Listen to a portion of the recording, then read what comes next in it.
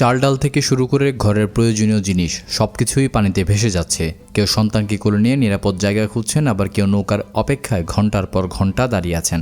দেশের কয়েকটি এলাকার এরই মধ্যে মানুষের দুর্ভোগ চরমে পৌঁছেছে। কিন্তু ভয় এখানে শেষ নয়। টানা বৃষ্টি ও উজান থেকে নেমে আসা পানির কারণে আগামী 24 থেকে 72 ঘন্টায় আরও কয়েকটি জেলার পরিস্থিতি হঠাৎ বদলে যেতে পারে। কোন জেলাগুলো সবচেয়ে বেশি ঝুঁকিতে আছে?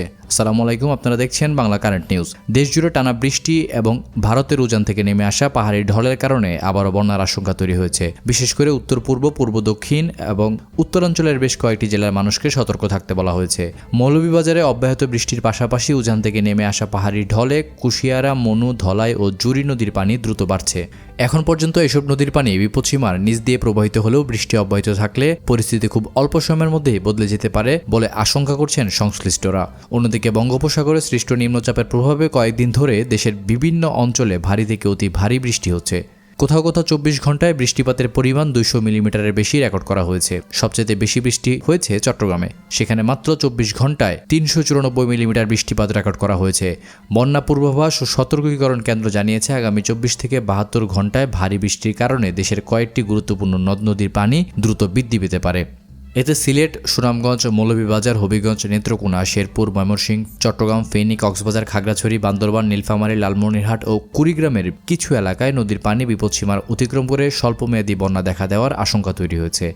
বর্তমানে দেশের অধিকাংশ প্রধান নদ নদীর পানি বিপদসীমার নিচে রয়েছে। তবে গত 24 ঘন্টায় চট্টগ্রাম বিভাগে অতি ভারী এবং সিলেট ও বরিশাল বিভাগের বিভিন্ন এলাকায় ভারী থেকে ভারী বৃষ্টিপাত হয়েছে। একই সময় ভারতের মেঘালয়, ত্রিপুরা সহ বাংলাদেশের সংলগ্ন উজান এলাকাতেও ব্যাপক বৃষ্টি হয়েছে, যার প্রভাব ইতিমধ্যে দেশের নদ নদীর পানিতে পড়তে শুরু করেছে।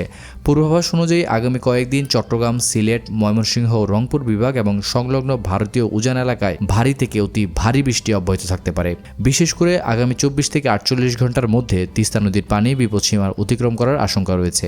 এছাড়া সুরমা, কুশিয়ারা, গোমতী, মুহুরী, ফেনী, সাঙ্গু, মাতামুহুরী, দুধকুমার ও ধরলা নদীর পানিও দ্রুত বৃদ্ধি পেতে পারে। এই অবস্থায় নদীর তীরবর্তী ও নিচু এলাকায় বাসিন্দাদের সতর্ক থাকার আহ্বান জানিয়েছে সংশ্লিষ্ট কর্তৃপক্ষ। স্থানীয় প্রশাসনের নির্দেশনা মেনে চলার পাশাপাশি শুকনো খাবার, বিশুদ্ধ পানি, প্রয়োজনীয় ওষুধ ও গুরুত্বপূর্ণ কাগজপত্র নিরাপদ স্থানে রাখার পরামর্শ দেওয়া হয়েছে। বন্যা থেকে আল্লাহ আমাদের সবাইকে হেফাজত করুন, আমিন। আপনার এলাকায় বর্তমান বন্যা পরিস্থিতি কেমন? পানি বাড়ছে নাকি কমে গিয়েছে? জেলার নাম সহ কমেন্টে জানাতে ভুলবেন না। এই ধরনের জাতীয় সংবাদ সবার আগে পেতে ভিডিওটি লাইক করুন, চ্যানেলটি সাবস্ক্রাইব করুন এবং বেল আইকনটি অন করে রাখুন। ধন্যবাদ।